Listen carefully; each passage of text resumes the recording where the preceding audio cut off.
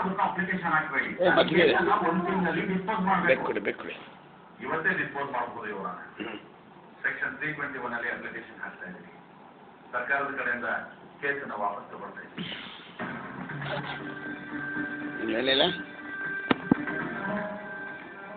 ಏನು ಕೇಸ್ ನಿಜ ಮಾಡ್ಕೊತಿದ್ದೀರಾ? ಹೌದು ಇವರ ಸರ್ಕಾರದ ಆರ್ಡರ್ ಕಾಪಿ ಪ್ರೊಡ್ಯೂಸ್ ಮಾಡ್ತಾ ಇದ್ದೀವಿ.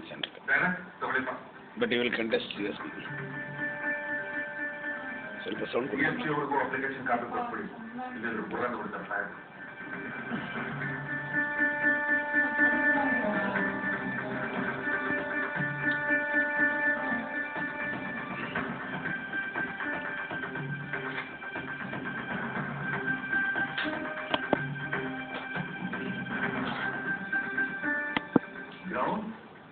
ಯಾವ ಗ್ರೌಂಡ್ಸ್ ಮೇಲೆ ಕೇಸ್ ಸಿದ್ಧ ಮಾಡ್ಕೊಳ್ತಾ ಇದ್ದೀರಿ?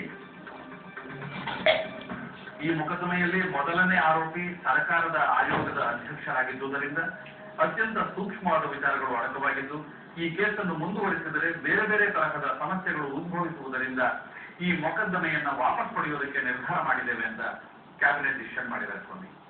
ಸೂಕ್ಷ್ಮ ವಿಚಾರಗಳು ಅಂದ್ರೆ ಏನು?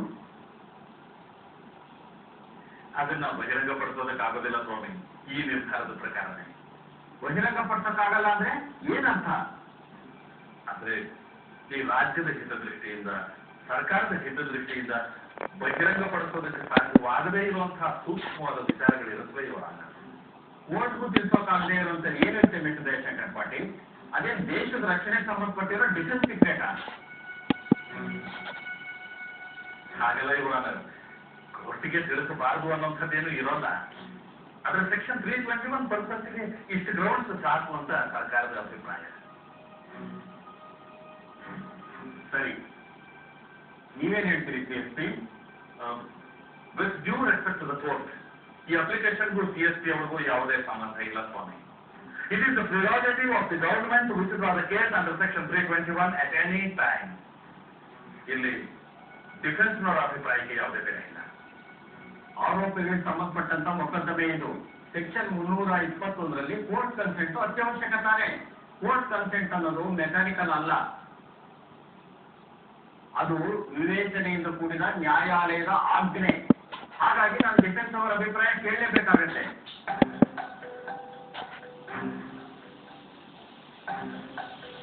Yes, what do you say, Mr. PSP? I oppose this application, Your Honor. ಈ ಅರ್ಜಿಯನ್ನು ನಾನು ವಿರೋಧಿಸ್ತಾ ಇದ್ದೀನಿ. ಅವ್ರಿಗೆ ಕೇಸ್ ವಾಪಸ್ ಪಡೆಯೋದಕ್ಕೆ ಅನುಮತಿ ಕೊಡಬಾರ್ದು. ಇದರಲ್ಲಿ ವಿರೋಧ ಮಾಡೋದಕ್ಕೆ ಹೇಳಿದೆ ಸ್ವಾಮಿ. ಅವತ್ತಿನಿಂದ ಇವರು ಫೈಟ್ ಮಾಡ್ತಾ ಇರೋದೇ ಆರೋಪಿಗಳ ಬಿಡುಗಡೆಗಾಗಿ ಅಂತ ಅಲ್ವಾ? ಈಗ ನಾವು ಕೇಸನ್ನ ವಾಪಸ್ ತಗೊಂಡ್ರೆ ಆರೋಪಿಗಳು ಬಿಡುಗಡೆ ಆಗ್ತಾ ಇರಲ್ಲ. ಇನ್ನೇನ್ ಬೇಕು ಇವರಿಗೆ? ಅದೇ ಆರೋಪಿಗಳ ಬಿಡುಗಡೆ ಬಗ್ಗೆ ಇವ್ರಿಗೆ ಅಷ್ಟ ಆಸಕ್ತಿ ಇದ್ದಿದ್ರೆ ಕೇಸ್ ಹಾಕದೇ ಇರ್ಬೋದಾಗಿತ್ತಲ್ಲ, ಅಥವಾ ಇದನ್ನ ಬಿಡುಗಡೆ ವಾಪಸ್ ತಗೋಬೋದಾಗಿತ್ತಲ್ಲ. ಇವತ್ತೇ ಉದ್ದೇಶದಿಂದ ಹಾಗೆ ಆರೋಪಿಗಳ ಬಗ್ಗೆ ಅಷ್ಟೊಂದು ಬರ್ಕಪ್ಪ ಇವತ್ತು ಬಂದಿದ್ದಾರೆ ವಾಪಸ್ ತಗೊಳ್ಳೋದಕ್ಕೆ. ಇವತ್ತೇ ಉದ್ದೇಶದಿಂದ ಹಾಗೆ ಅಷ್ಟೊಂದು ಬರ್ಕಪ್ಪ ಆರೋಪಿಗಳಿದ್ದಾರೆ. ತಮಗೆ ಗೊತ್ತಿರುವ ಇವರ ಎಲ್ಲಾ ಸಾಕ್ಷಿಗಳನ್ನು ವಿಟ್ನೆಸ್ ಬಾಕ್ಸ್ ನಲ್ಲಿ ಸುಳ್ಳು ಹೇಳಿ ಸಿಕ್ಕಾಕೊಂಡ್ಬಿಟ್ಟು ದೇಶಪಾಂಡೆ ಅವರು ಅಪರಾಧ ಮಾಡಿಲ್ಲ ಅನ್ನೋದು ಸಾಬೀತಾಗ್ಬಿಟ್ಟು ಬೇರೆ ಇನ್ಯಾರೋ ಈ ಅಪರಾಧ ಮಾಡಿದ್ದಾರೆ ಅನ್ನೋದು ಸಾಬೀತಾಗ್ತಿರುವಾಗ ಮುಖಭಂಗ ಅನುಭವವಾಗಲೇ ಇವತ್ತು ಬಂದಿದ್ದಾರೆ. ವಾಪಸ್ ತಗೊಳ್ತೀನಿ ಕೇಸ್.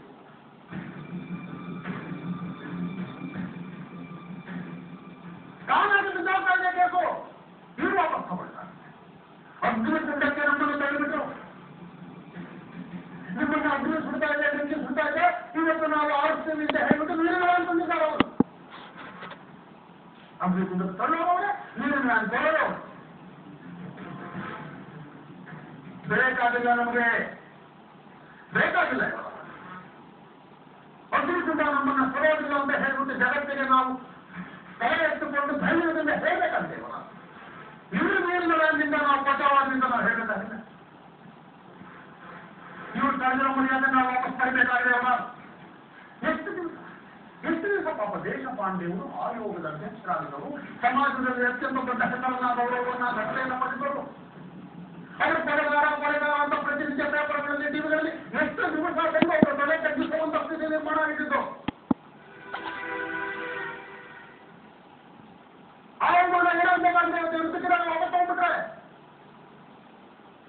ಬೇಕಾಗಿಲ್ಲ ಇವರ ಇವರ ಕೃಪಾಭಿಕ್ಷೆ ಸರ್ಕಾರದ ಕೃಪಾಭಿಕ್ಷೆ ಬೇಕಾಗಿಲ್ಲ. ನಾವು ಅಗ್ನಿಕೋಣದಿಂದ ಜೀವಂತವಾಗಿ ಬರಬೇಕಾಗಿದೆ. ನ್ಯಾಯಾಲಯದ ತೀರ್ಪು ನಮಗೆ ಗೌರವವನ್ನು ಕೊಡೋದಕ್ಕೆ ಸಾಧ್ಯ ಇರುವ ಕೃಪಾಭಿಕ್ಷೆ ಅಲ್ಲ ಇವರ.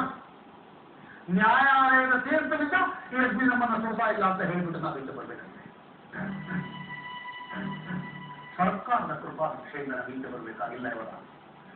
ಆವತ್ತಿನಿಂದ ಕರೆಯೋ ಮರ್ಯಾದೆ ಕಳೆದು ಬಿಟ್ಟು ಮಾಫಿ ಮಾಡಿದ್ದೇನೆ ಒಬ್ಬ ತಂದ ಮರ್ಯಾದೆ ವಾಪಸ್ ಕೊಡ್ತಾರೆ.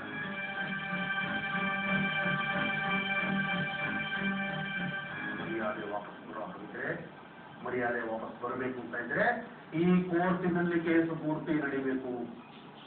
ಈ ನ್ಯಾಯಾಲಯ ತೀರ್ಮಾನ ಕೊಡಬೇಕು. ತಾವು ಆರೋಪ ಮಾಡಿಲ್ಲ, ಕೊಲೆ ಮಾಡಿಲ್ಲ, ಗೌರವಾನ್ವಿತವಾಗಿ ಬಿಡುಗಡೆ ಮಾಡ್ತಿದ್ದೀವಿ ಅಂತ ನ್ಯಾಯಾಲಯ ಕ್ಯಾಬಿನೆಟ್ ಡಿಸಿಷನ್ ಅಲ್ಲ.